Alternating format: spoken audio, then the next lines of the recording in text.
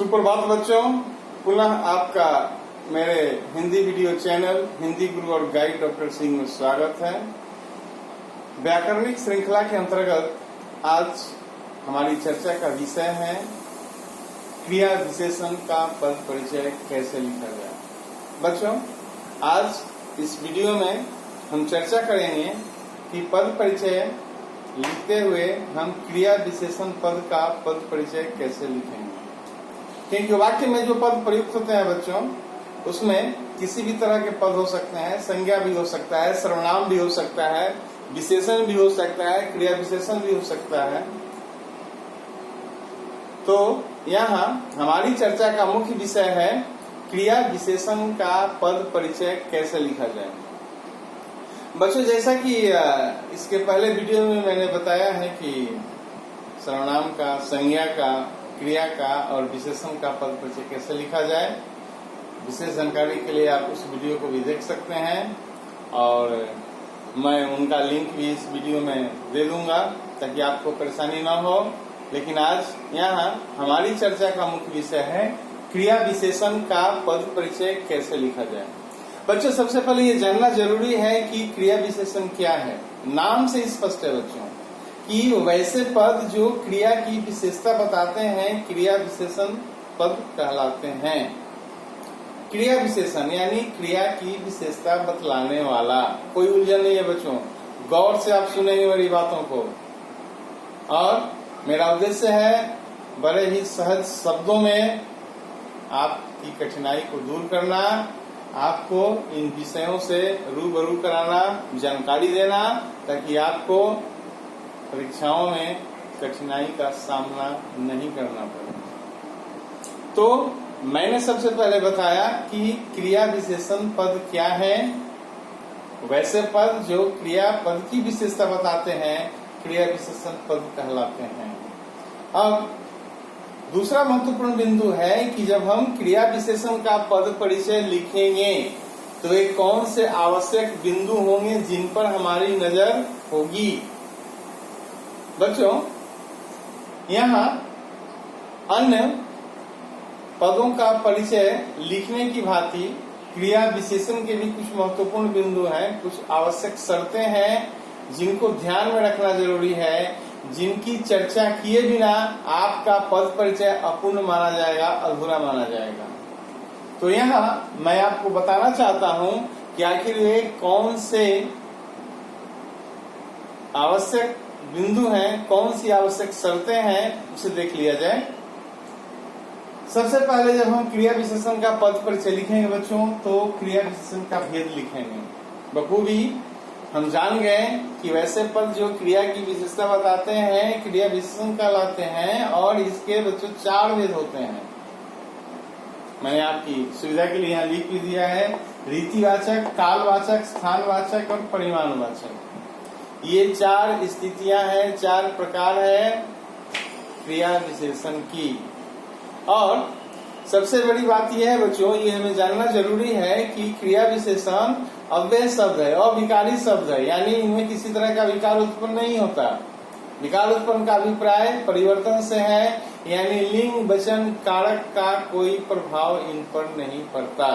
इसलिए ये अविकारी शब्द कहे जाते हैं, अविकारी पद कहे जाते हैं।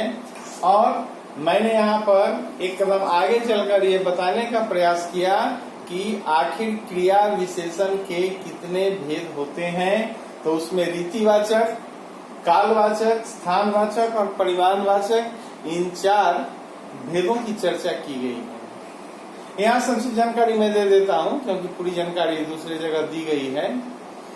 यहाँ चूंकि हम पद परिचय लिख रहे हैं, पद परिचय लिखने की कला को हम जान रहे हैं, मुख्य विषय हमारा वो है, इसलिए उस पर हम विस्तृत चर्चा नहीं करेंगे। हल्की चर्चा मैं कर देता हूँ। रीतिवाचक यानी जो क्रिया होने की दशा का बोध कराता है, कालवाचक जो क्रिया होने के समय का बोध कराता है, स्थानवाचक जो क्रिया के स्थान का बोध कराता है और परिमाणवाचक जो क्रिया की मात्रा का बोध कराता है। तो पद परिचय लिखते हुए जब हम क्रिया का भेद पहचान लेंगे, उसके बाद हमारा दूसरा महत्वपूर्ण बिंदु होगा संबंध, यानी जिस क्रिया की विशेषता प्रकट की गई है उसके साथ संबंध। हम बताएंगे कि किस क्रिया की विशेषता बता रहा है। ये दो महत्वपूर्ण बिंदु हैं जिन पर हमारी नजर होनी चाहिए, जिन पर चर्चा के उपरांत हम बखूबी जान जाते हैं, समझ लेते हैं कि आखिर हमारा जो पद परिचय है क्रिया विशेषण का वो पूरा हुआ। अब बच्चों यहाँ कुछ उदाहरण हैं जिनके माध्यम से हम ये जानेंगे, देखेंगे कि आखिर क्रिया विशेषण पद परिचय कैसे लिखा जाता है। अभी तक तो हमने क्रिया विशेषण के भेदों की चर्चा की, हमने ये भी देखा कि क्रिया विशेषण क्या है, क्योंकि जब तक हम क्रिया विशेषण पद को पहचानेंगे नहीं, परिचय क्या लिखेंगे। परिचय लिखने से पहले, परिचय लिखने की पहली सीढ़ी है पद को पहचानना। हम पद को पहचान लेंगे, हम आवश्यक बिंदुओं के आधार पर उसका पद परिचय बखूबी लिखेंगे। तो दो बातें बच्चे महत्वपूर्ण है इसमें, इसका दो ट्रिक है। पहला ट्रिक ये है कि हम क्रिया विशेषण पद को पहचाने। दूसरा कि जब हम क्रिया विशेषण का पद परिचय लिखेंगे तो उसमें किन किन बिंदुओं का उल्लेख करेंगे, इसकी भी जानकारी हमारे मस्तिष्क में होनी चाहिए। यदि ये दो जानकारी है तो पुनः क्रिया विशेषण का पद परिचय लिखना चुटकियों वाली बात होगी, छू मंत्र वाली बात होगी बच्चों। बिल्कुल आसान है। मैंने उदाहरण दिया है बच्चों कि सीता भीतर बैठी इंटरनेट पर कार्य कर रही है। यहाँ गौर से देखिए, सीता भीतर बैठी इंटरनेट पर कार्य कर रही है। अब हमें सबसे पहले ये पता करना है कि इस वाक्य में कौन सा पद क्रिया विशेषण पद है। बच्चों, मैं आपकी जानकारी के लिए पुनः बताऊं कि मैंने बताया था कि वैसे पद जो क्रिया की विशेषता बताते हैं क्रिया विशेषण कहलाते हैं। और यहाँ इस वाक्य में बैठी क्रिया की विशेषता बता रहा है कौन? भीतर। भीतर बैठी है, यानी भीतर शब्द से ही पता चल रहा है कि क्रिया विशेषण का भेद स्थानवाचक है। स्थानवाचक, स्थान का बोध हो रहा है। कहाँ बैठी है? भीतर बैठी है। तो जब हम जान गए कि बैठी क्रिया की विशेषता भीतर बता रहा है और भीतर ही क्रिया विशेषण है, तो फिर उसका पद परिचय लिखना हमारे लिए बड़ा ही सरल हो जाएगा, सहज हो जाएगा। तो हम लिखें बच्चों, भीतर हमने छांट लिया। भीतर क्या है? क्रिया विशेषण है, जान गए, यानी हमने पद को पहचान लिया। अब दूसरा जो आवश्यक बिंदु है, हमें ये बताना है कि कौन सा भेद है। तो ये स्थानवाचक क्रिया विशेषण है, क्योंकि स्थान का बोध हो रहा है। सीता बैठी कहाँ पर है? भीतर बैठी है। ठीक है। और मैंने बताया था कि भेद के बाद जो दूसरा आवश्यक बिंदु है संबंध, यानी हमें बताना है कि किस क्रिया की वो विशेषता बता रहा है पद, यानी क्रिया विशेषण पद किस क्रिया की विशेषता बता रहा है, उसके संबंधों की चर्चा भी यहाँ परमावश्यक है। उसके बिना हमारा काम नहीं चलेगा। तो हमने यहाँ पर लिख दिया है कि बैठी क्रिया के स्थान की विशेषता, बैठी क्रिया के स्थान की विशेषता बता रहा है भीतर, इसलिए वह स्थानवाचक क्रिया विशेषण है।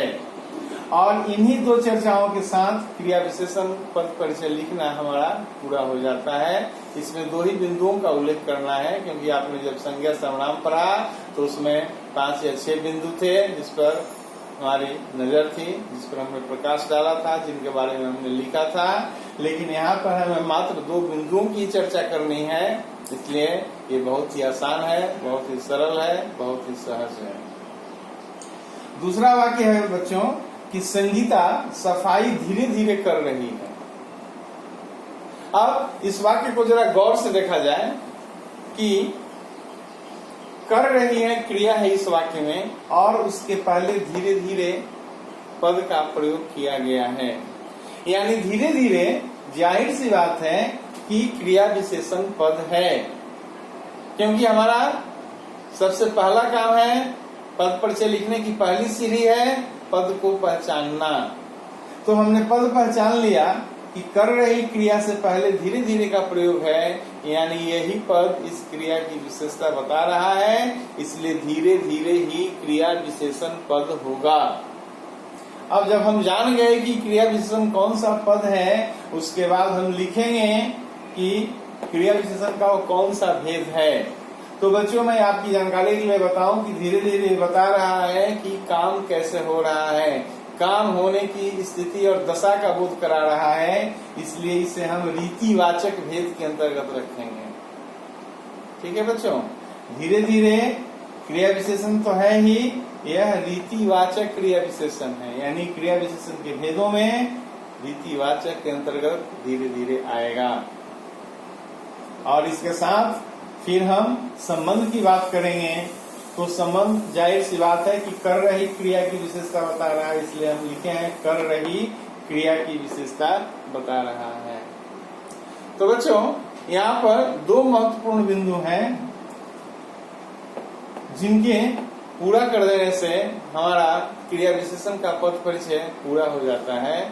और यहाँ मैंने इन दो उदाहरणों के माध्यम से इन बातों को स्पष्ट करना चाहा, बताना चाहा, समझाना चाहा, ताकि आपको कठिनाई न हो। बच्चों, व्याकरण थोड़े इत्मीनान से समझा जाए तो बहुत ही आसानी से हम समझ सकते हैं। अक्सर व्याकरण शब्द सुनकर ही लोग थोड़े असहज हो जाते हैं, उन्हें ऐसा लगता है कि पता नहीं ये कौन सी बला है, कैसे इसे जानेंगे, कैसे समझेंगे।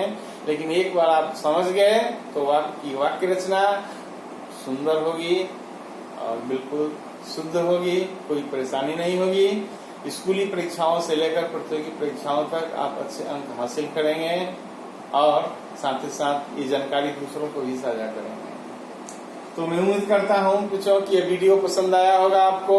निश्चित रूप से आप इसे शेयर करेंगे, लाइक करेंगे और सब्सक्राइब करेंगे, ताकि नई नई जानकारी आप तक मैं पहुंचाऊं। और बच्चों, मैं ये बताऊं कि मैं हमेशा इस बात की कोशिश करता हूं कि यदि आपकी कोई कठिनाई है, आप हमें कमेंट करेंगे, मैं उसका निश्चित रूप से जवाब दूंगा। आपकी यदि कोई दूसरी भी आवश्यकता है, व्याकरण संबंधी किसी विषय को आप ठीक से नहीं समझ पा रहे हैं, उसकी भी चर्चा करेंगे, उस पर मैं वीडियो बनाऊंगा और आपकी परेशानी दूर करूंगा। धन्यवाद।